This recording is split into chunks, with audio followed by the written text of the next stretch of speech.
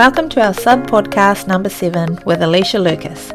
Alicia takes us through her journey from small town Wagga to the pinnacle of her playing career as a gold medal Olympian in the 2016 Rio Olympic Games. Alicia shares an emotional recollection of that memory and how special the moment was to be surrounded by her family and 4 of her high school best friends. She gives insight into the importance of positive and healthy relationships and how communication and trust is definitely key. Her enthusiasm and dedicated work ethic is testimony and a true credit to her success to date and how it's been instilled in her from such a young age. It was an absolute treasure to catch up with Alicia, and it's been even more special to share it on our subbed podcast. If you want to hear more, sub yourself in. Kia ora, hello, and welcome to Subbed, a raw but genuine space for our players and athletes, our idols and sportswomen to give insight into their journeys of becoming the unapologetically talented females that they are. Hear the struggles and adversity and celebrations of diversity as we peel back and sub you in into some of the most powerful and untold experiences of what it is to be a successful female in sport. I'll record now. Okay, welcome to our subbed podcast, and today I have somebody who I'm very proud to call a good friend of mine. She is a 2016 Olympic gold medalist, Rugby Sevens expert. So today we have Alicia Quirk joining us to have a chat.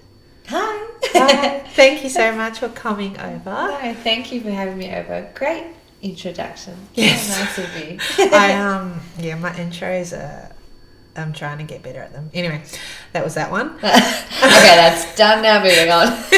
So we're going to, how we've been structuring the majority of our podcast is to go back to when you were younger. So how you grew up, where you grew up in your small town of Wagga, and we'll just use that as our starting point and go from there. So you want to just give us an intro on how you grew up? Where? Yeah. So I grew up in Wagga, in a small country town in New South Wales. I'm one of 3 kids. I've got an older sister and a younger brother.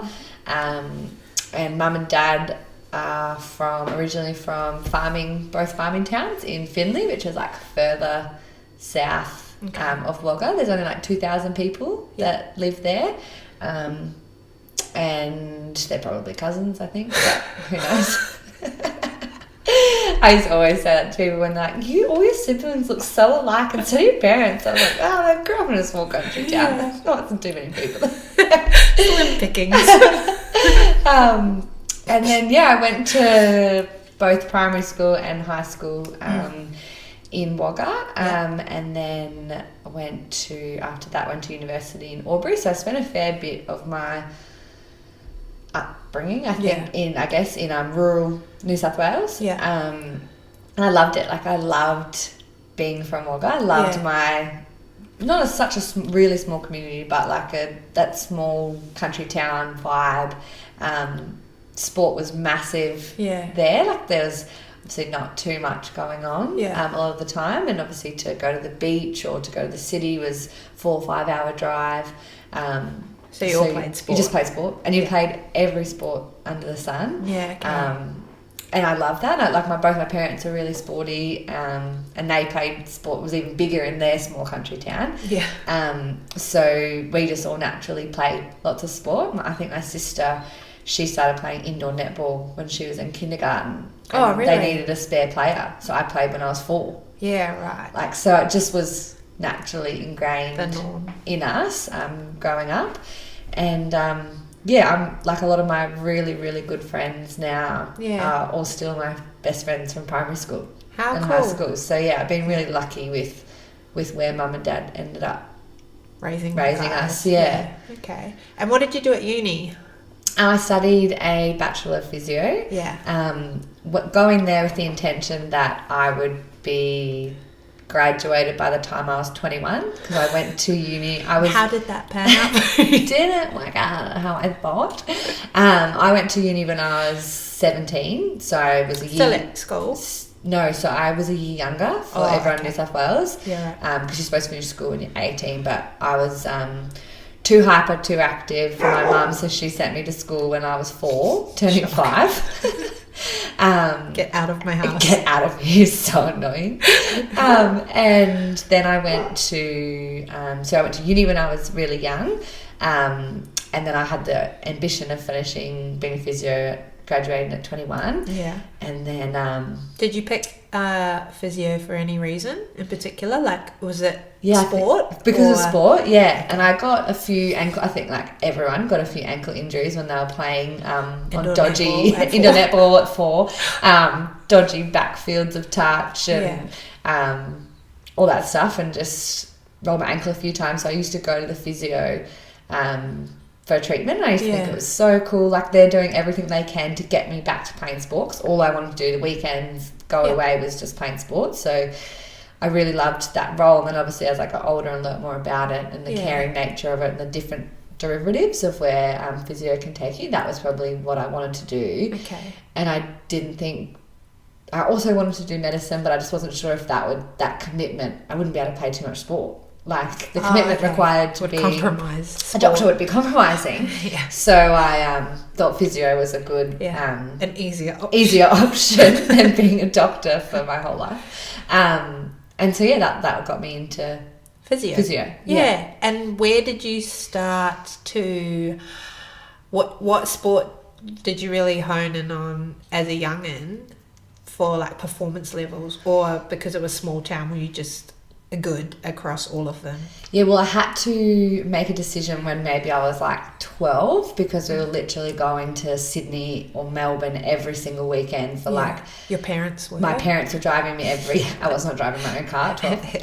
And they were driving me all the time, everywhere. And I was doing rep netball, rep touch and rep basketball. And then, but I was also then doing like swim club and all like your school sports. So then I brushed swimming, because that one was probably like the one that was no team. Like, I just loved chatting to people, the fun environment of team. And swimming is expensive. I did swimming. Yeah, swimming is expensive. And also you have to get up so early and always like, so not a huge fan of that. And so isolating. No, you couldn't talk underwater. So I wasn't like a huge fan of that. Good for you. See, I like swimming for that reason. The I don't have to meditation mullness, where it just didn't give me enough. Yeah. So then I stuck with those 3, and then it was more a selection-based thing, which naturally I excelled better in. I stuck with. Yeah, makes sense. Yeah, and so then I kind of committed a lot to touch and basketball. Okay. And then it was when I got picked in the Australian touch team,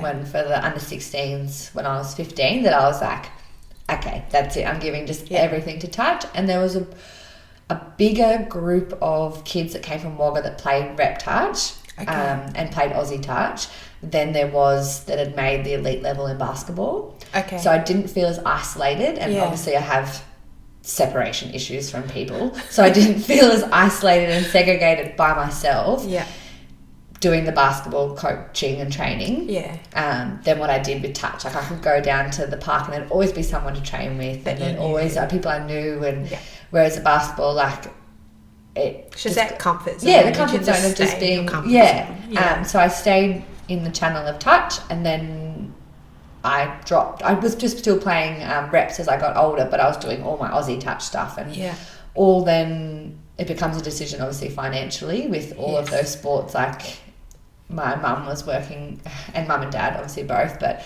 working their butts off to make that option available for us, and pay registration for 3 different sports: rep, uniforms, clothes, plus shoes, you've got 2 other siblings. Like, chuck on some braces for your mum teeth when they got busted playing sport. And, like, it got to a point where I was like, okay, you've really got to make a choice here. Which one you think you can do well at? Yeah. And that was kind of why I stuck with touch. Yeah.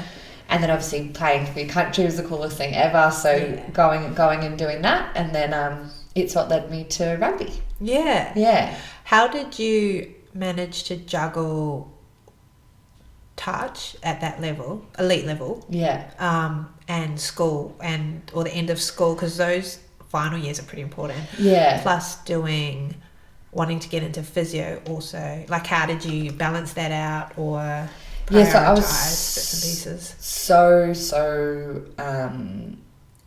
absent from school. Yeah. But I wanted the physio and to get a good mark and to beat my sister more than anything better. As equal, loved it equal as much as school. And then... Did you say you wanted to beat your sister? Yeah, in her school. Like, not competitive. Yeah. Like, completely different people, but wanted to beat her ATAR just score. Just competitive.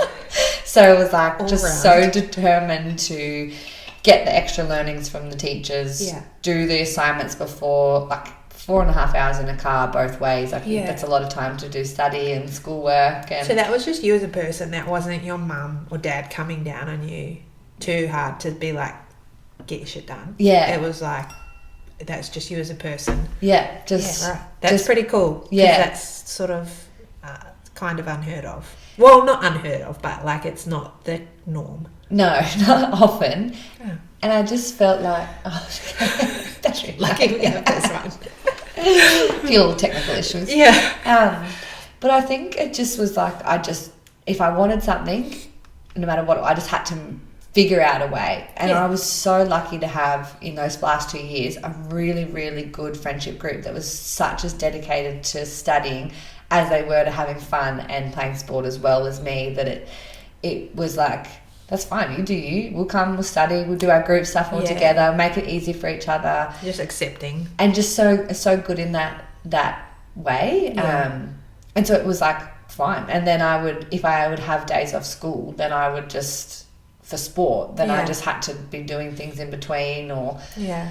You just had to work it out. You just had to work it out. Yeah, like, and I also was school captain, so then I felt like I couldn't not perform. Yeah. And I think when you put that responsibility, like I felt like I had lots of responsibilities that I felt that I had to work hard to live up to those responsibilities, because I never wanted to let like mum and dad down for everything they did. Like, and put for you, for you guys. Did that put any added pressure on you at all? You know, for some people, like stress can be really big in that regard. For a young person, that's a lot too. I think it was more just like I knew they would like love and accept and be understanding and happy and stoked for whatever happened. Mm-hmm. But I think because they were so big on giving us opportunities that they never had, that like they were happy with us doing the skerrick of one thing, whereas like if I did well, I felt like that was my way of repaying them without like being able to give them my money or like pay them back. And if I was like, and if they, I guess, like heard like, oh, you know, Alicia, she does well at school, she does like, you know, from teachers and stuff, and that's like, that's money to them, like that's gold to them in terms of knowing where their value knowing that like they've been pretty bloody good parents and they've done a good investment. Thanks for the cash, mum. Thanks for working 12-hour shifts for your whole life to pay for me to do what I want, and they get such joy out of it. And I didn't want them to put in all that time and effort and be cheated, or in any regard, or you know, and be so then I think it was like not pressure, it was more like, this is, I guess I don't know, it just goes hand in hand, doesn't it? Earning a bit of keep, like, and I used to always like not do the washing up after dinner because I was like, gotta go study. That was my excuse. Gotta go to the toilet and gotta go study. Like busy. Like, and they were just so good with that, like knowing like, okay, if you're gonna put the effort in, like, be good at it, and like enjoy it, and then like it wasn't pressure because I knew like that they would, any little bit of success or watching me try at something made them, that was rewarding for them. That's so cool. Very cool parents. How did you get into rugby? Rugby was a bit of a funny story. I had played touch at the World Cup in what year was that? Scotland in 2011. So it was 2 years after the Women's World Sevens Cup, had won the World Cup in Dubai, and I knew a few of the rugby girls that were touchies. Okay. So like Nicole Beck, Rebecca Tavo, and Bori De La Cruz. So I knew those 3 girls that had played, and I got to play at the Touch World Cup with them. And so were they doing both? Yeah. Okay. They were freaks. Yeah. So cool. And so I'd heard about rugby, but never really got exposed to it. And then after the Touch World Cup, we'd done well, and prior to that, we'd had a 20s comp, 20s Trans-Tasman in Canberra, where obviously like the rugby base was for high performance at the time. Yeah. So they obviously snuck out and came and watched as like the start of their recruitment phase. Okay. After the players Cheryl were doing? The Rugby Australia staff, we were playing in a tournament, touch tournament. Oh, I see. And then the Rugby Australia staff were coming out to have a look, because rugby got announced it was going to the Olympics after all that hard work that Cheryl and World Rugby were all a part of. Yeah, I see. And getting sevens into the Olympics. So they realised that they didn't have many players. They had 3 girls that had played, successfully transitioned for the 09 World Cup. Let's go get some more touchies. Yeah, get some depth. So they watched us there, and then obviously from the World Cup, they scoped out girls who they thought would have potential interest. Yeah. So I got a letter in the mail. Yeah. Just, hey, do you want to come to, like, obviously a bit more formal than hey, but do you want to come to the AIS, come to a camp? And I thought it was great, because they're like, we'll pay for your flights there. Oh. And I was like, I got this, Mum. I don't think you can fly from Wagga to Canberra, but if they're going to pay, like, I'll pay. Yeah. And then when I emailed back, I was like, I will take a flight from Wagga, please. And they were like, we'll just pay for your petrol. Like, you can't, there's no flight there. But I thought it was the bee's knees. Like, after paying $3,000 to go to a World Cup to represent your country for touch, fundraising that money, like getting local sponsors and donations from my community in Wagga, that I'm like, this Rugby Australia, like they're gonna fly me from Wagga to Canberra. How good! Like, thinking it's so great, not actually realizing the enormity of playing rugby sevens and how hard it was.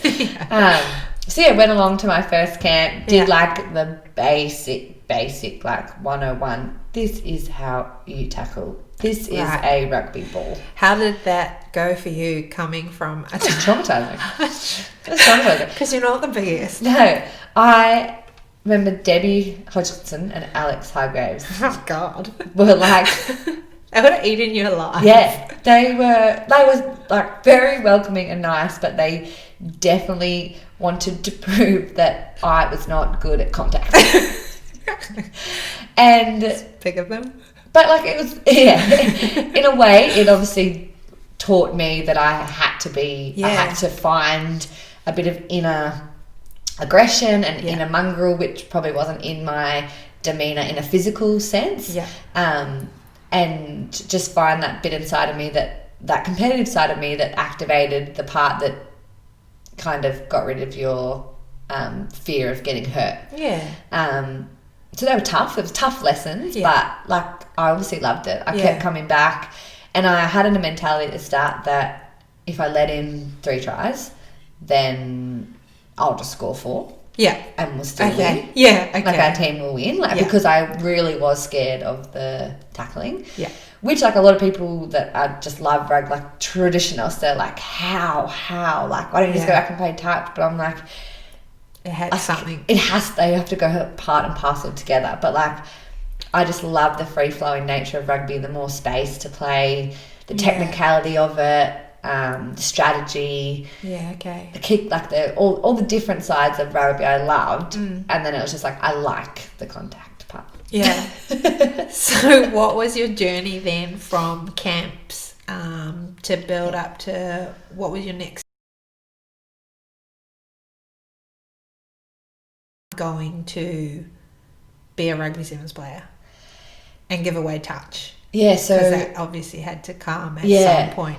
So that was really hard because at first touch were really supportive. At first we played at the nationals, at the Australian Rugby Sevens nationals as Touch Football Australia. Like, we put in a team. Oh, I remember. Yeah. Weren't you in the final? And we lost the semi to Shani by kicking. I was that kicker. I can't kick. Like, Shani's a kicker for Australia. I'm like 12th string if we're ever competing. Like, I think there's footage of me kicking off one Sydney Sevens and it literally goes backwards. It goes behind me. Yeah, good. So we played that nationals as touch. So they were really supportive because that was like a, you know, we're and it was all figureheading our girls into this sport, a bit of kickback. Girls that want to, like, rugby girls come back and then they'll just, it's like a feeder pathway. Yeah.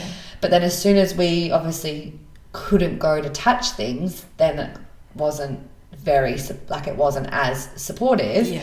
And they were really not that accommodating to a fair few of the girls that had transitioned across, and which is disappointing because we love touch and we're so grateful of our time in touch, and 100% commit the reason we're successful is because of our touch backgrounds and all the elite level touch that we'd played. But yeah, that was kind of like a choice kind of not made by us because you couldn't play Australia for both. And then as soon as we went full-time professional, you contractually couldn't play touch or anything, you can't actually do too much besides rugby sevens for appropriate reasons of your income, injury, overloading with injuries and all that kind of stuff. So it made sense, but it was hard to let go of something that touch is also quite a very social, fun thing. Like, the tournaments are really fun. Like, you engage with, like, men's teams, women's teams. It's like really like awesome social environment, as well as being really competitive and elite. And at the end of it, everyone has like a really good time at the end and celebrate like how good. You look forward to those weekends. You get to travel away for them. It's really fun, and you don't know that you're spending $800 in nationals because like it's so awesome. But yeah, made that transition to rugby, and then we went professional in 2014 and moved to Sydney then, and that was like the holy moly, we're doing it. Like, this is going to be my full-time job. This is my job. Yeah. And even like, because when I debuted, I was woeful. Like, I was still really woeful. Yeah.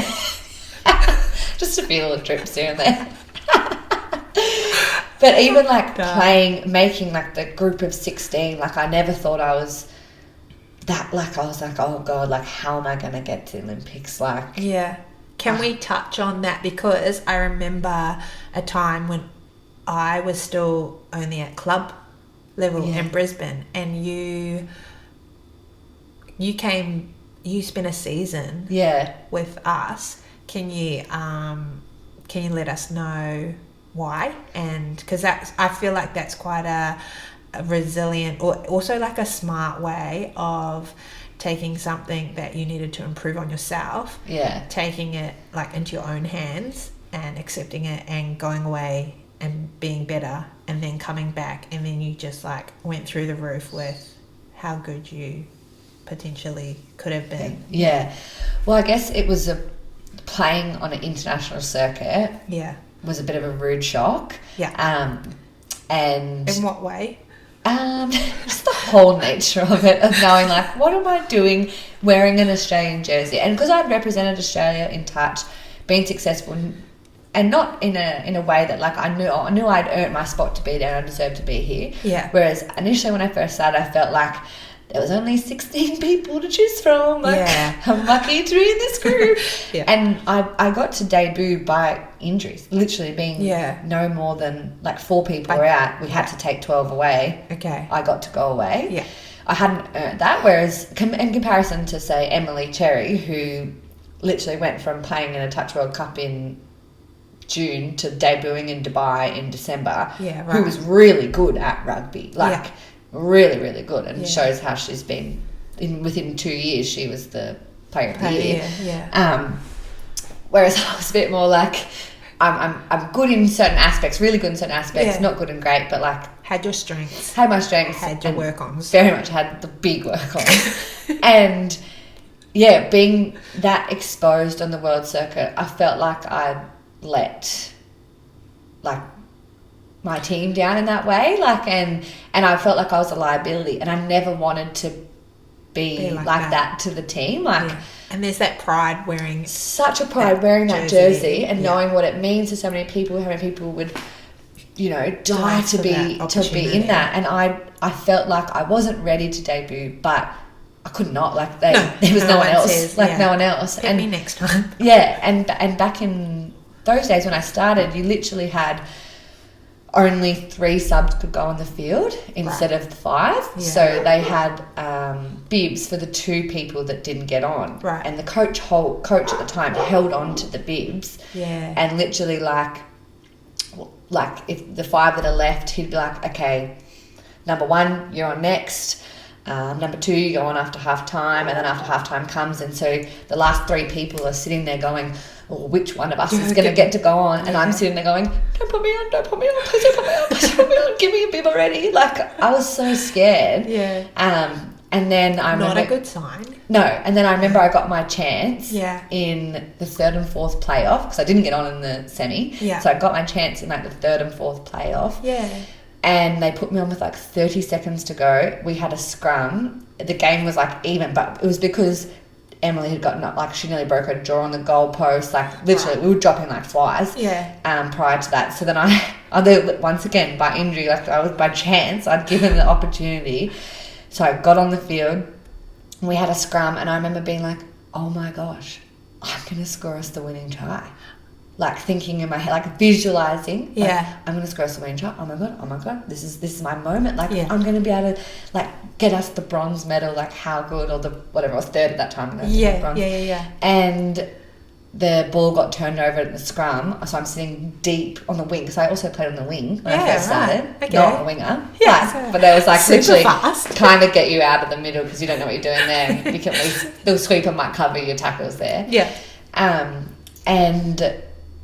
So we turned it deep on the wing. We turned it over, and they had like an overlap onto us. Yeah. And then it was like a 2-on-1 situation with me, and then I literally just got steamrolled.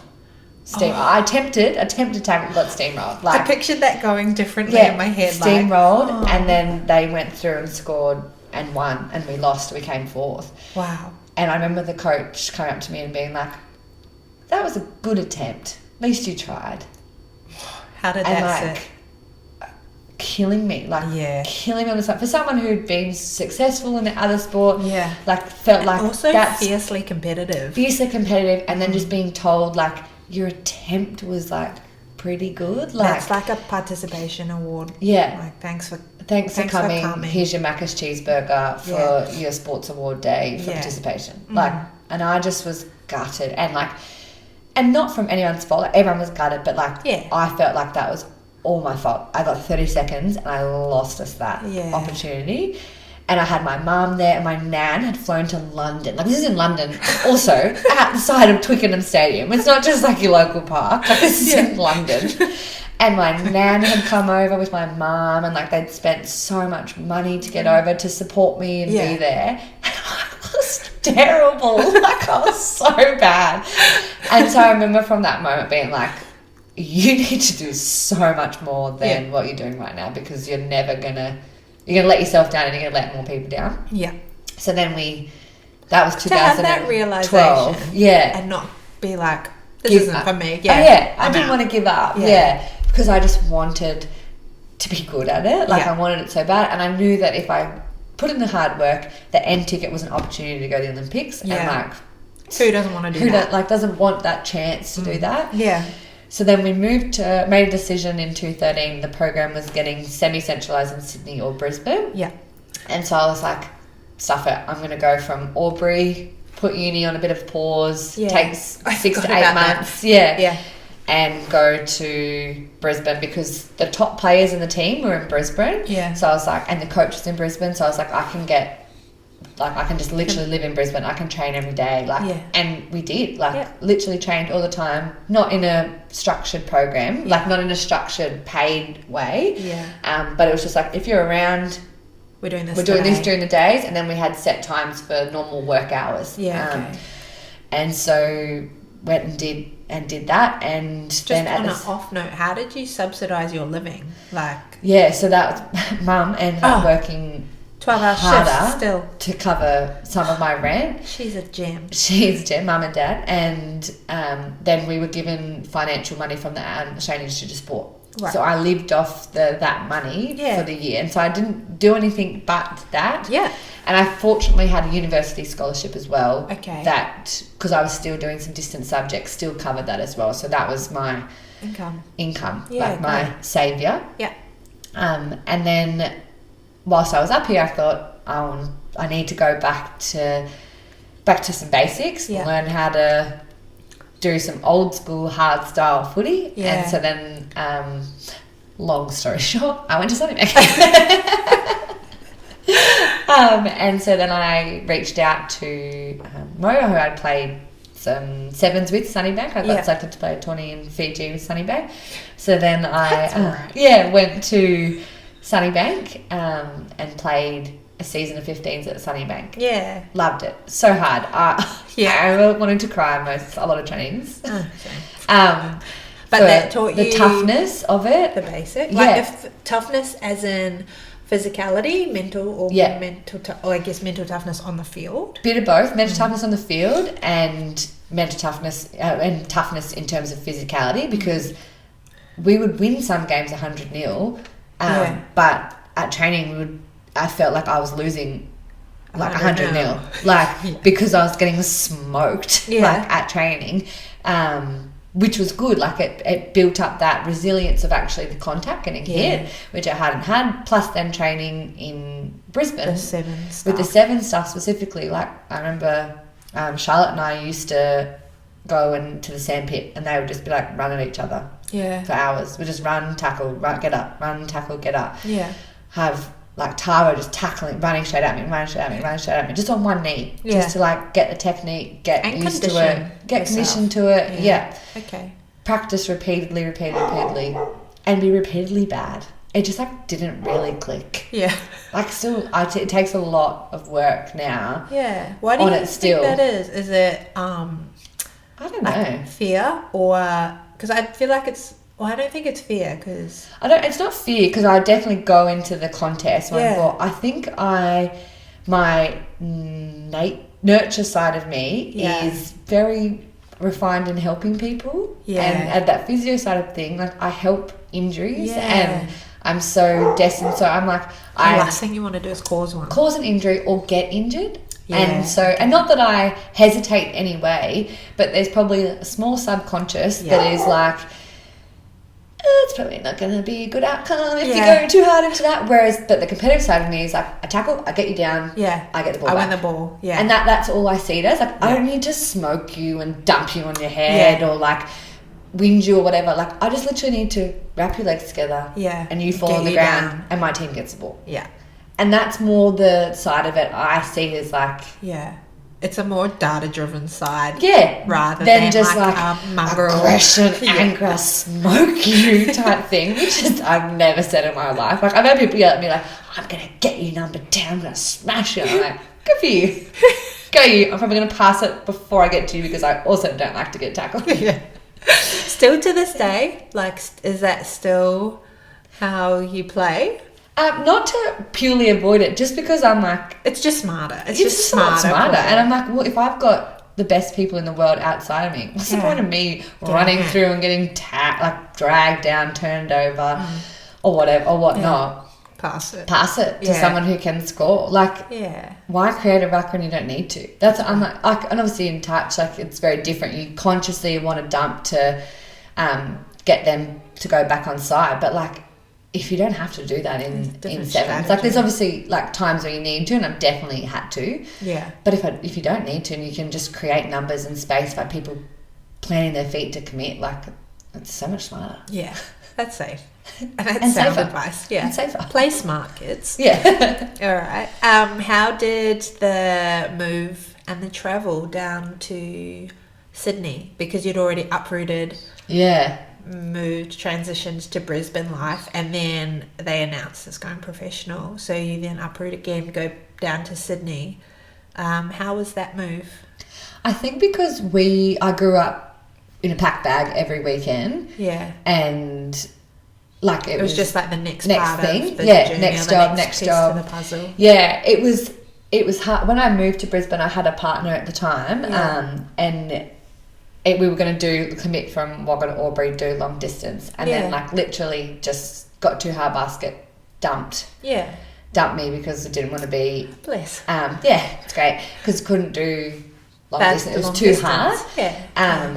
And so then like I just was like, saw that opportunity not as a negative thing. I was like, fine, new beginnings, not meant to be. Yeah. And so I didn't mind changing and uprooting again because I'm like, I'd had that experience the year before with like new upbringings and new beginnings, sorry. So that side of it was like, it's exciting, clean slate, start again, and all that. And then Sydney brought me closer to family. Yeah, true. And because my sister, she's in Melbourne, she went to work and uni down that way, so it just brought me closer to my family again and all my friends that are in Wagga. So it was a lot more positives than the beach and the sunshine of Queensland. Yeah, I see. I guess for all intents and purposes of what we discuss at Subbed, this is sort of diverting away from rugby itself, but because we discuss a lot on relationships, comparatively, like obviously now, you and Maddie together, and you had to like harbour some kind of security, but you both were always living these professional rugby lifestyles. Yeah. What sort of things, and I know like we're obviously older and all sorts of things now, but relationships and dynamics, like what were key things to be able to have healthy relationships even through long distance? Yeah, well, I guess the first relationship that I attempted to do long distance, like it was I think it was a lot harder because I was the one moving away and I had what would appear like I had the positives to look forward to. Yeah, you had a like new adventure, new excitement, and then like I wasn't being left at home and I wasn't in normal mundane routine. Yeah.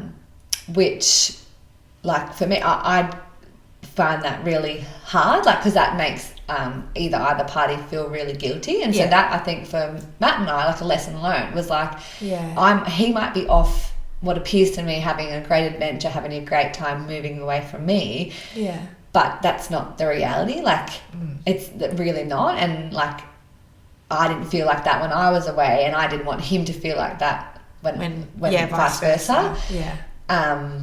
But the biggest thing that we learned out of all of it was just about the communication side of it. Which makes sense. It's like obviously you're physically removed from each other. Thank God we're not doing snail mail. Like we're not 100 years old and having to write letters because I would have to wait a century for Matt's letters to come. But like modern tech, like iPhone, like Skype, everything like that, like FaceTime is just the best, and like a little bit of choice to maybe get up at 4 a.m. so that we could talk a lot of the days, like compromise, and be a little bit tired for training. But like if that made me happy in that side of my day, I just did it. And even if it was like, or we would just figure out things that worked for each other, and not making the other feel guilty if we had to bail on like our routine. Because you had commitments. Because we had a commitment or something exciting. Because I was like, we're not in a phone bubble. That's not the real world. And there is times where you're like, but we're supposed to call at 6 o'clock every night. Why don't you love me? But it's like more than not. It's the reality is. It's like, okay, I'll just chat tomorrow. Or like, if I'm still awake, call me when you get home. Or like, or if it's really important, just tell me to stay awake, and I will wait for you. Like we love each other. We'll figure that out. We'll do that. And you learn to communicate in such a different way, because you can't just be like, how's your day? Yeah, good. Okay, cool. What did you do? Like, 'cause that's just so dragging and draining if you have to pull apart each part of the conversation. You learn to be more expressive, and like I didn't really need too many lessons, but I was just going to say this would have been perfect for you. But it was probably a big learning curve in me listening more to what Matt had to say. How about that? And learning to ask questions that give a more emotive response to make me feel a bit more than just your standard conversation. And then him opening up about more of his day and more of his experiences and what he's feeling and all of that kind of stuff. And then a huge element of trust. Yeah.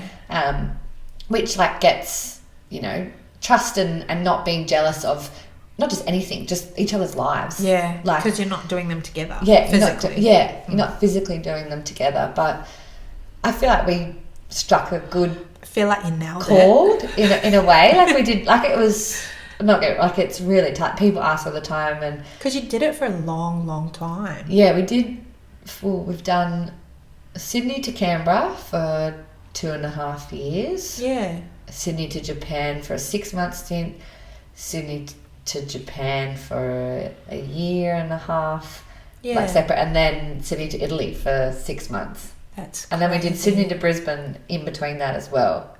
Far out. Like for 6 months. So I didn't realise it was that long. Yeah. On your days, like you miss his company, like physical company. Yeah. What things did you learn to put in place to just keep your vibes up? You know what I mean? Like, nothing can replace it, but you can't just like wallow in your own self-pity because he's not here. Yeah. Do you dive into training? Because I know, yeah, you know what I mean? Like, was rugby a good hugely? Yeah, not a distraction because it's what you wanted to be doing as well, but I just honestly studied I studied Brazilian Portuguese. I did did level 1 S&C course. Like I do APA, like physio courses. Like okay. I did random stuff, like in terms of that regard of like commitments that I'd be busy to. Like I was doing commentary on the Bill and Boz show, like just stuff that I'd have to commit time and effort to that would then fill up my time. Yeah.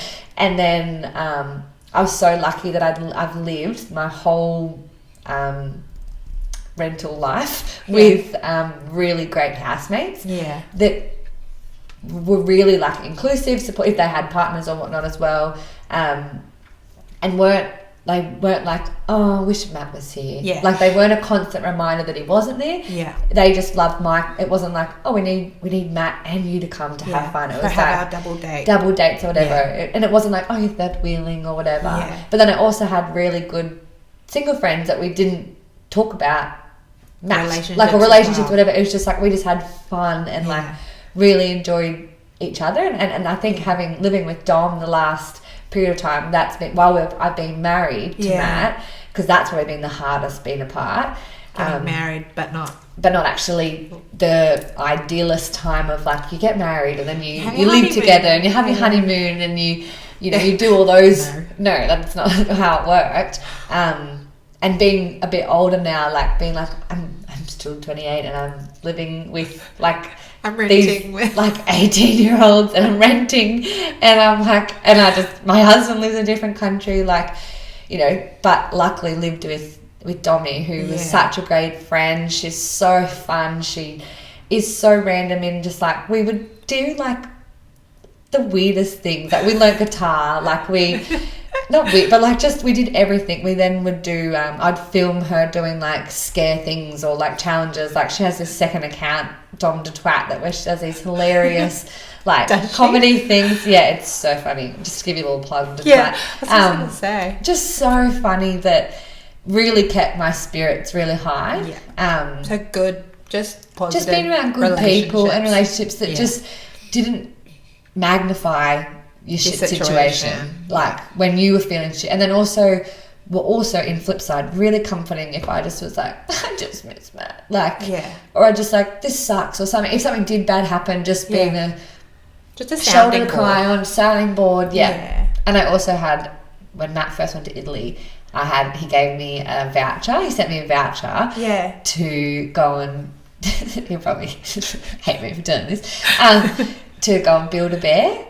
Like the shop where you go and build a teddy bear. And so I made a teddy bear that really had like the love heart in it, and it used to say, like you'd squeeze it and it's like, I love you. But the battery, I've had it that long, the battery's run out and I was able to replace it. But I have it everywhere. Like it's really? Yeah. And that's your Matt. That's my Matt. That's my Matty bear. Yeah. That's so I've literally slept with it I don't take it on tour. Yeah. Because that's business time. Yeah. And then no relationships on tour. But I literally sleep with it That's really cool. Yeah, and I don't have it here now in Brisbane with me because I've got my own mat. Yeah. It's with me now. Beer can go in the cupboard. Yeah. That's really cool. You know how you were talking about your keeping busy, committed to like learning your Brazilian Portuguese. Yes. Just learning. Was that a time, because we discussed you put your physio on hold? Yeah. Did you pick that up again? Yeah. So where's that? So in relation to. Yeah, so when we moved to Sydney, 2014, that's when I had huge discussions with my university, and it was really hard because they were like, you can't do both. You honestly can't do both. You either and study. Be an Olympian or you be a physio. Right. And I was adamant that I could do both. Stubborn as all hell that I could do both. Sure. And was like fiercely competitive in being like, I can do both. Like if you just have some flexibility in your laws. And because there hasn't been too many people that get to do an allied health subject and are wanting to do that and are wanting to achieve it. They're like, just commit to your physio, defer for a year. And I'm like, I'm going to do this forever. Like, this is going to be my job. I'm going to be, I can't defer this forever and then wait another 4 years. So I finally figured out a medium ground somewhere. And so I just didn't have annual leave for 2 or 3 years, and I just did my placement blocks. When rugby would give me annual leave, I would do my placements of, I had 4 5-week blocks to complete, and I just literally went and did them. So I did a block straight after the Olympics, which was my final, like I maybe had 2 or 3 weeks holiday, and then I came home, studied for like a week, cram refreshed in a week, and then I did my final block of placement, and then I graduated in 2016. But throughout that time, the year before, I'd done a prac where I worked at the Narrabeen Sports Physio practice. I'd work from 7 in the morning till 1 in the afternoon, and then I'd go and join the girls for an afternoon training session from 1, and then I'd train from 1 till whatever time we were training, and then I would then go and do gym that I missed in the morning. By myself. And then vice versa, if we train in the morning, then I would then go work from 1 till 7 and do it that way. Backflip that way. Or I would, if I one time did a prac at Royal North Shore Hospital, and I'd meet our S&C at the time at 5 o'clock at the gym to do the session because I'd drive past Narrabeen on the Baker pathway to get to the hospital. So I'd do the session, quickly get changed, get my gear, go there, work all day, and then drive back, pull in, do the running session, and then go home. And I did that 5 days a week for 5 weeks straight. That's hectic. Just to get it done. And that's so funny because when we were speaking earlier about when you were young and at school and you were trying to juggle your 4-hour trip, so you would cram or study in the car, it's almost just like a magnified version of real life. It's for your career now. I feel like I've got I don't like to do nothing. No, like hyperactive. Very slightly hyperactive. Yeah. But I feel like I probably like in terms of way of like there's just so much you can do and learn and cool stuff that you can smush into a day. Yeah. That I'm willing to max out every day. Like, do you get exhausted? There's times where I'm like, okay, just I probably stop. need some time. Just simmer. But not often. Because then I feel like I have some time and I'm like, oh, it's boring. Yeah. And it's probably because I don't really enjoy my own company. Something I've probably had to learn. Not I don't enjoy my own company, but I've had to learn to be alone. And find positivity in your own time and your own mindfulness space. and your own space. And whereas sometimes I'm like, if I listen to my own head, like it's better to keep busy. It's better just to train and keep busy. Yeah. But it's probably something that it looks like a positive, and it is a positive in a lot of facets of my life, but it's probably avoiding a lot of the time just being with me. Yeah. One day you'll be able to spend more time with you, and I wonder what will come of that. Let me know. Maybe, podcast part 2. I feel like we really need to go back. I'm just jumping all over the show here, but go back because I want to talk about the Olympics because it's pretty amazing, and we're talking for ages. This is far exceeded 30 minutes. Never mind. It's my fault. No, it's good. But the Olympics, so you've obviously gone back down to Sydney. The Olympics come up. You go to the Olympics and win a gold medal. Can you just pop up? Just real quick.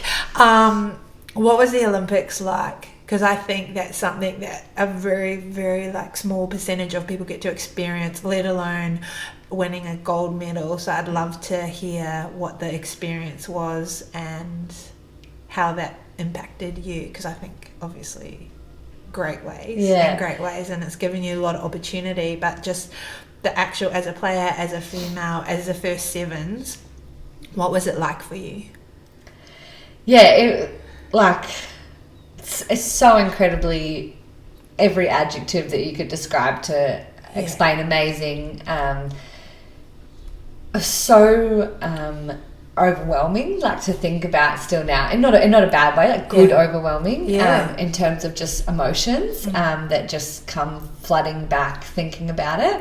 And I think it must have come out the other day, there's only 3,000 Olympians or something in that regard, in Australia, Australian Olympians, and it's wow, that's really so are. I remember saying to Matt, I'm like, look at this, there's so many, and I'm not one of them, one, and obviously then just one, you're like a gold medal, and then the small minority that also are medalists, and then gold medalists as well. It's that is so, you don't, until you probably look back and reflect, you don't think it's that incredible until you see it like that. But at the time we were just on our own vibe of just, we've got this, we're going there, we're winning a gold medal, we're thought, think, breathed, slept, dreamt, all those things about it, and being successful there and winning. Not just I'm going to the Olympics, I want to be Olympian. I was I want to be Wagga's first ever gold medalist. I want to be Rugby Sevens first gold medalist. I want to make that team. I wanted to create history for that.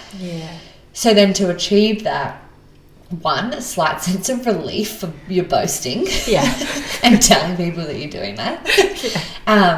And two, just that same sense of accomplishment and pride, and sharing that with so many people, and them being able to share in your joy, and just how much that meant, rewarding your parents, and that would have been the ultimate payoff for the 12-hour shifts your mum did. 100%. Were they there? Your whole family was there. And some I'm trying friends. Not to cry. I know.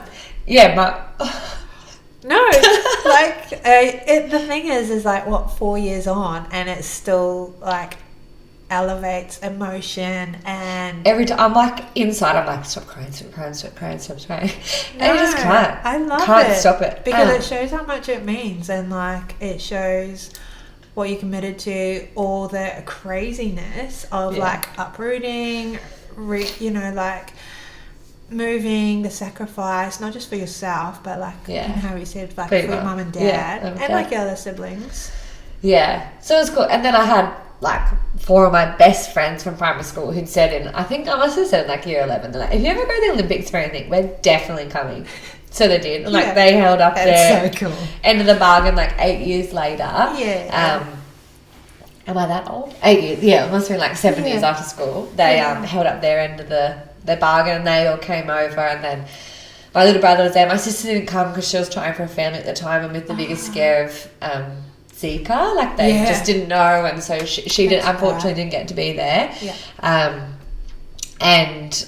But she was the first to book her flights for Tokyo and everything this time. So she's I'm jinxed. It gets cancelled. She's this is not fair.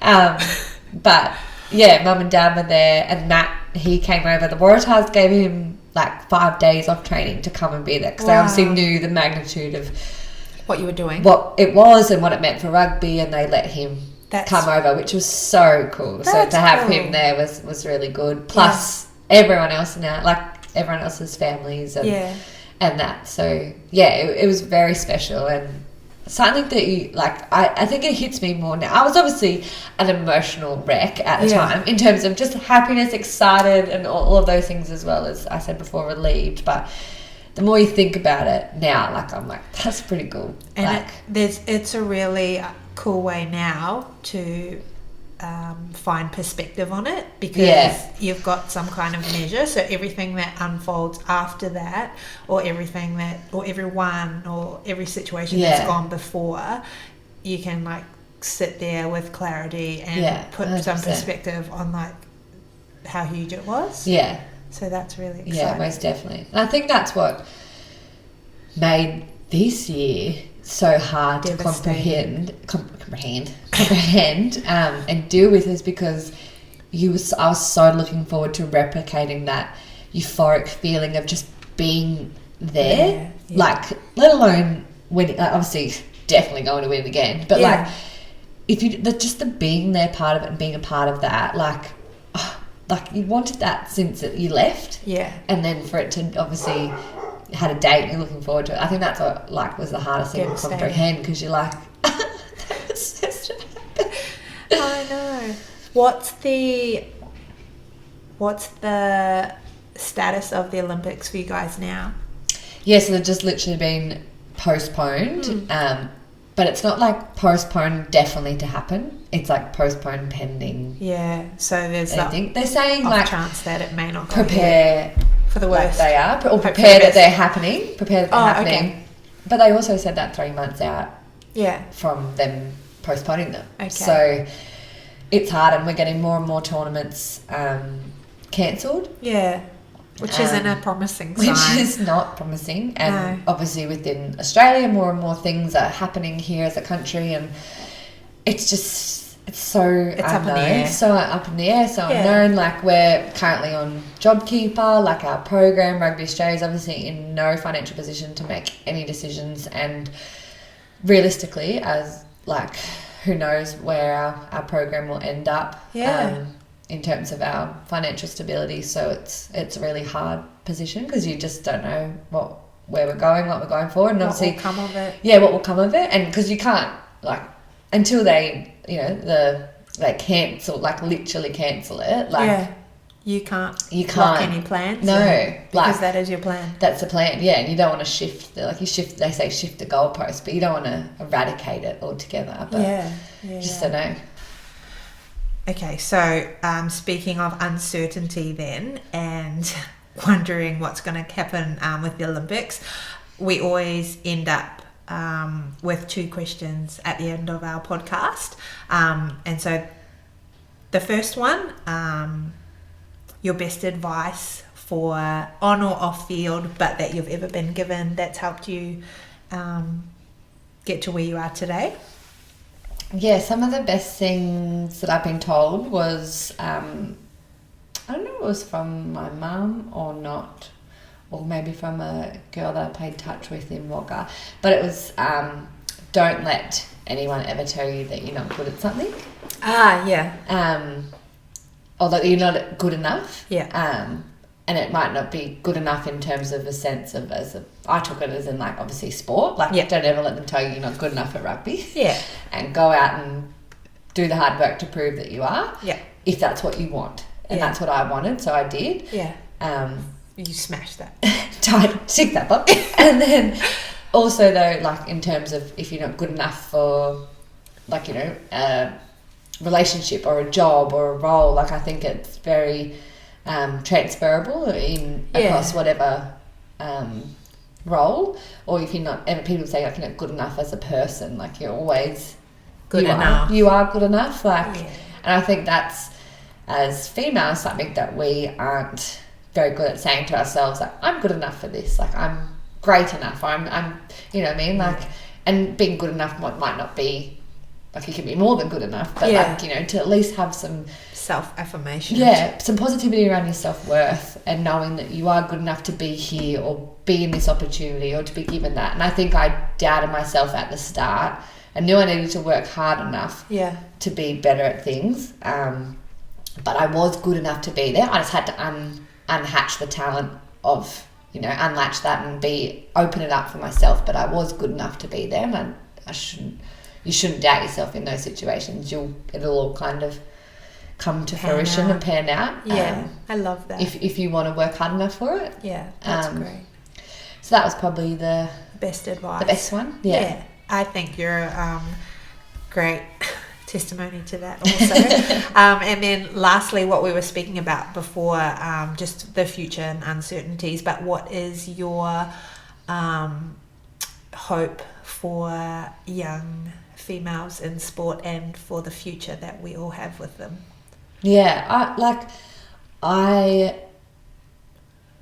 have obviously big dreams and aspirations for female sport and young girls, and just the biggest thing though is to, like, I loved playing sport, like, and I love, like, in any capacity, and I just want young girls to feel that same love and passion that what I had for a variety of sports. But that field and to develop those same qualities that I learnt in sport, from especially team sport. Just to have some sense of that and feeling of that in their like weekend routine or their day-to-day environment, that they feel like sport is their safe place, and that they can love it and they can enjoy it, they can make a living off it if they want to, or they can just go and that's where they have the bestest times with their bestest friends, and then they make those friends for life, and they go and watch their kids all together play the same sport that they play, but they just find a love that can be whatever kind of love, but find that love in sport. And I think that will be that's my biggest hope, that it's not like a deterrent for girls, that they just think I'm not good enough, or I can't do this, or this is a boys' sport. That they find, like, I love this game. Like, I love playing sport. I love running. I love feeling powerful in my own body. I love feeling healthy and happy by playing this kind of sport. And then obviously if you put it on a bigger scale, like, I just want girls to be represented everywhere. Me too. For how fantastic they are. We were speaking previously off camera about, like, just the incredible stories of girls being shared and having all those role models and connectivity for females. Like, girls love to chat and talk about and know about people and more about people, and being, you know, the message being more interpersonal with each other, and just that from the elite level down, that there's just exposure for girls to be able to see that and to know that sport is that place where they can find that love and happiness. Amazing. So if that could just happen, that would be bloody great. Just get that on the powers that be. Get that rolling. I don't know what I have to fill out to survey. Can I get that survey sent in? But that would be that's your biggest hope. Because I think that's, at the end of the day, like, the professional side is a small part of it. It's just that so much more than that, doesn't it? And whether that capacity is in whatever role, just to feel that love for it. Because then I think you stay more engaged and supported, and you connect with it, and it's a vehicle to so much more. And so much happiness. Which I love is what everyone wants to chase, a little bit of happiness. That's right. And that's us. Thank you so much for joining me and sharing all your experiences, right from Wagga right through to gold medals, to your personal relationships and everything in between. So I really appreciate it, and I've loved chatting, and I look forward to what your future holds, whatever that might be. Thank you, Alicia. Thank you for having me on. Subbed is a great initiative that we need more of everywhere, to spearhead some change and keep all the girls finding the love for their sport. Stay tuned. Thank you. You're welcome. Apologies for the tears. It's been a short time, That's us.